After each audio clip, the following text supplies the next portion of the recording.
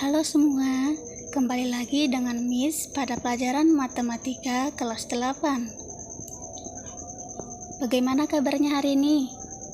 Miss harap kabarnya baik-baik saja ya. Tetap sehat dan tetap semangat belajarnya di rumah.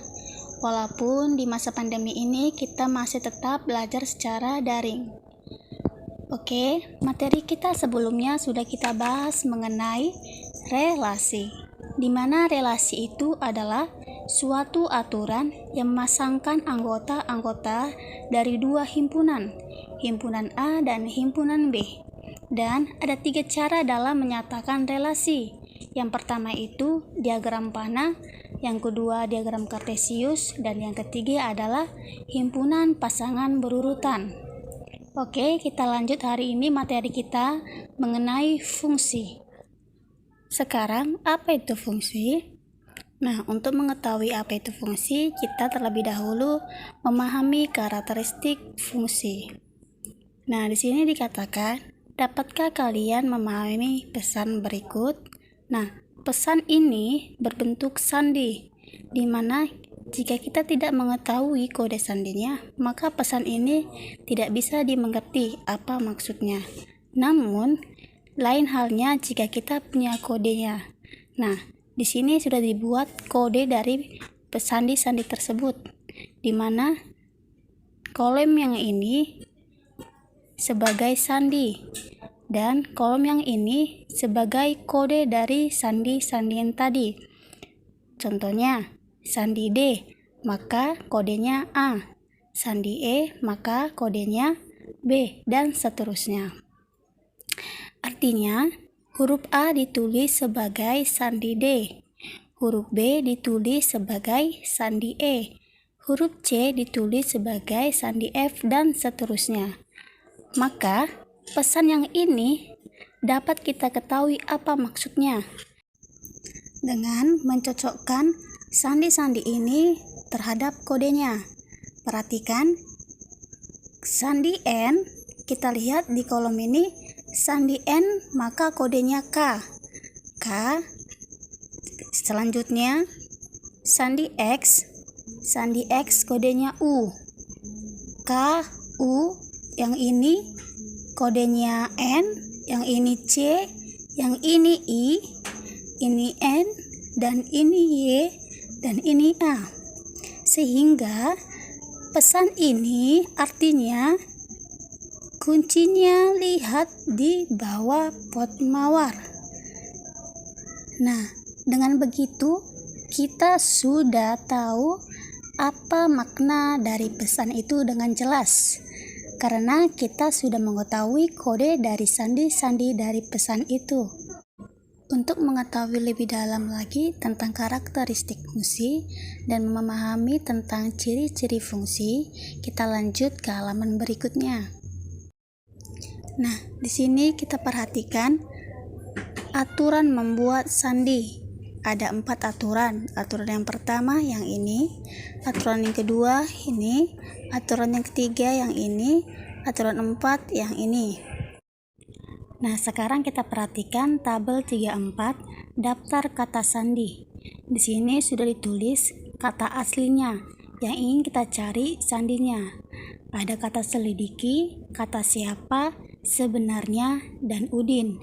Nah, kata-kata ini akan kita buat kata sandinya menurut atau berdasarkan aturan 1, aturan 2, aturan 3, dan aturan 4. Sehingga hasilnya dapat kita lihat dari tabel ini. Sandi-sandi dari kata selidiki, siapa, sebenarnya, dan udin berdasarkan aturan 1, aturan 2, aturan 3, dan aturan 4. Nah, kita perhatikan apa perbedaan antara aturan 1, aturan 2, aturan 3, dan 4. Nah, aturan ketiga inilah yang berbeda dengan aturan 1, 2, dan 4. Mengapa? Karena aturan 3 ini memiliki sandi berbentuk angka, sedangkan aturan 1, 2, dan 4 memiliki sandi berbentuk huruf. Dan di sini dikatakan, apakah setiap kata disandikan hanya dengan satu sandi saja? Jawabannya iya ya. Kita lihat di tabel ini, setiap kata memiliki satu sandi. perhatikan satu sandi berdasarkan aturan 1, aturan 2, 3, dan 4. Nah, sekarang dapat kita simpulkan berdasarkan cara membuat sandi tadi, kita mengetahui ciri-ciri atau karakteristik fungsi. Nah, di sini sudah Miss buat ada himpunan P dan himpunan Q, di mana himpunan P itu ada anggotanya A, B, C, dan D. Sedangkan himpunan Q ada anggotanya D, E, F, G, H, I. Nah, himpunan A, B, C, D ini, himpunan si P ini Miss ambil dari si aturan 1, di mana kita lihat si A sandinya D, sehingga kita pasangkan si A ini ke si D.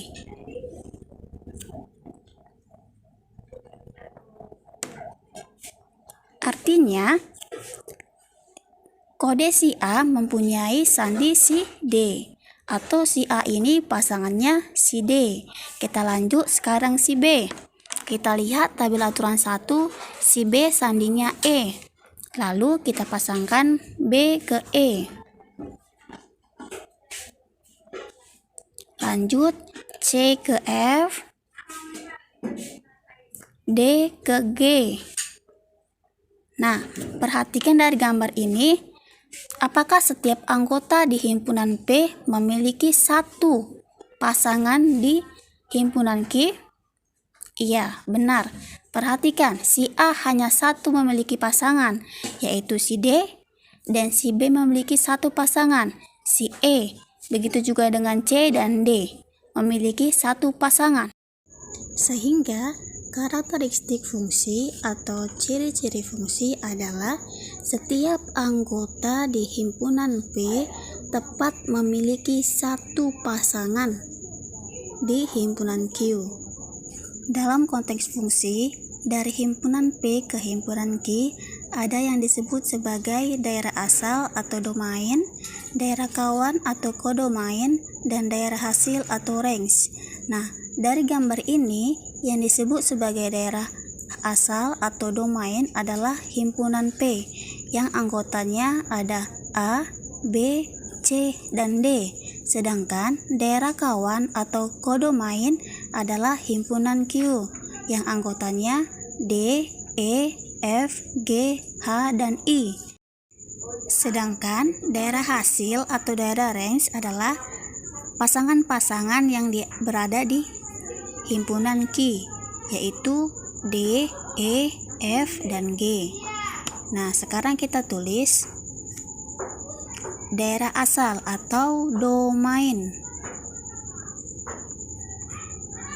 Nah, tadi daerah asalnya domain yaitu himpunan P. Anggotanya A, B, C, D. Sekarang kodomain, daerah kawan, yaitu himpunan Q yang anggotanya D, E, F, G, H, I. Sekarang daerah range atau daerah hasil, D, E, F, dan G.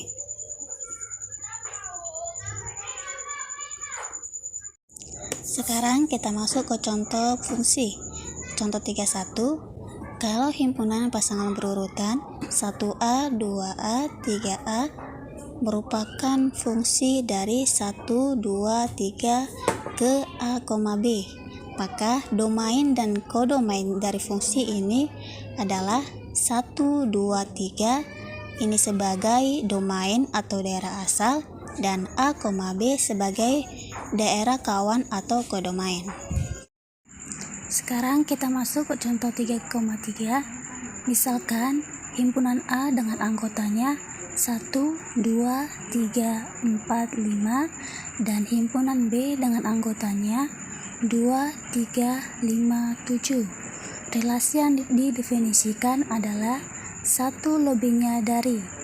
Apakah relasi dari A ke B termasuk fungsi?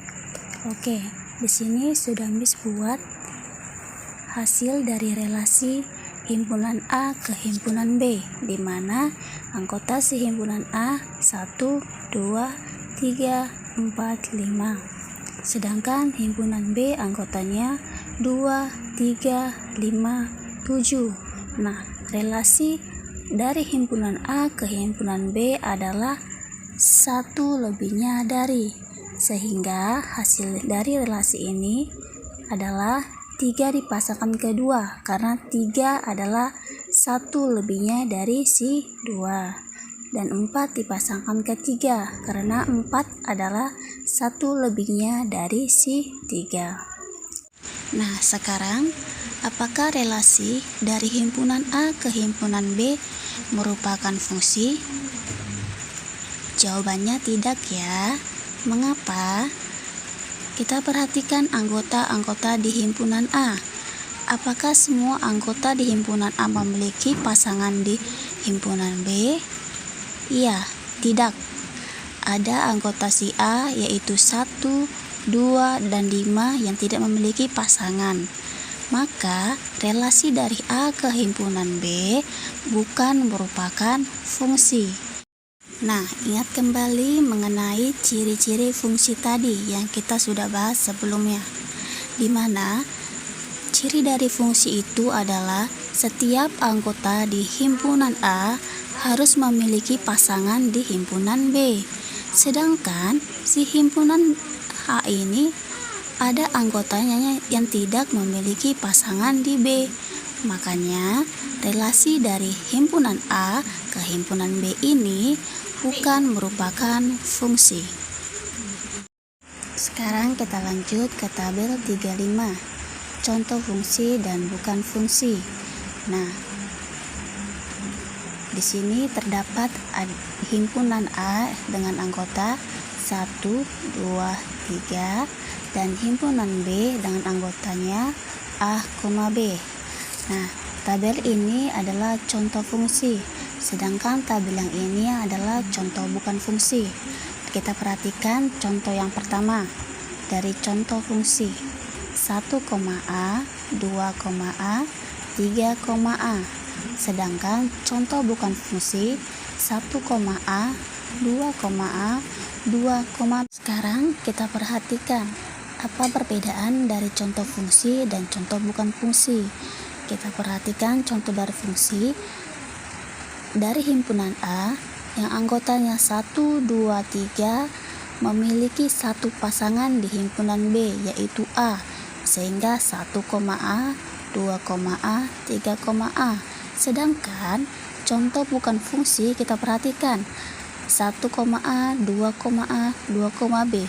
Kenapa dia bukan fungsi? Karena anggota dari himpunan A yaitu 2 memiliki pasangan lebih dari 1. Ini dia 2, A, 2, B.